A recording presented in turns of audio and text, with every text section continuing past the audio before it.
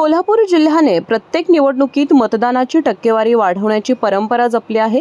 हीच परंपरा कायम राखत आगामी जिल्हा परिषद आणि पंचायत समिती निवडणुकीत गेल्या वेळच्या तुलनेत किमान 5% अधिक मतदान होईल या दृष्टीने सर्व महसूल अधिकाऱ्यांनी जाणीवपूर्वक प्रयत्न करावेत असे निर्देश जिल्हाधिकारी अमोल येडगे यांनी दिले। निवडणुकीच्या पूर्वतयारीचा आढावा घेण्यासाठी आयोजित करण्यात आलेल्या बैठकीत ते बोलत होते। मतदान केंद्रावरील सर्व आवश्यक कामे 6 तारखेपर्यंतच पूर्ण करण्याचे आदेश त्यांनी दिले आहेत। मतदानाच्या दिवशी कोणताही गोंधळ होऊ नये यासाठी केंद्रावर किमान 24 तास आधी सर्व सोयी सुविधा उपलब्ध करून देण्याचं बंधन त्यांनी घातलं आहे। तसेच प्रत्येक तालुक्यात 3 याप्रमाणे जिल्ह्यात सर्वच ठिकाणी आदर्श मतदान केंद्रे उभारली जावीत, ज्यामुळे मतदारांचा उत्साह वाढेल असंही त्यांनी नमूद केलं।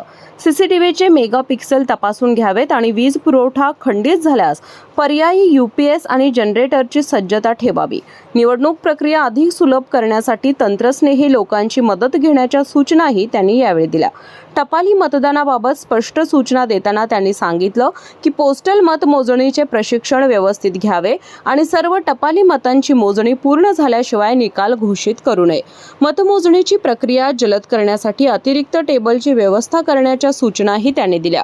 या बैठकीला निवडणूक निर्णय अधिकारी, उपविभागीय अधिकारी आणि उपजिल्हाधिकारी संपत खिल्लारी प्रत्यक्ष उपस्थित होते, तर जिल्ह्यातील सर्व तहसीलदार दूरदृश्य प्रणालीद्वारे सहभागी झाले होते।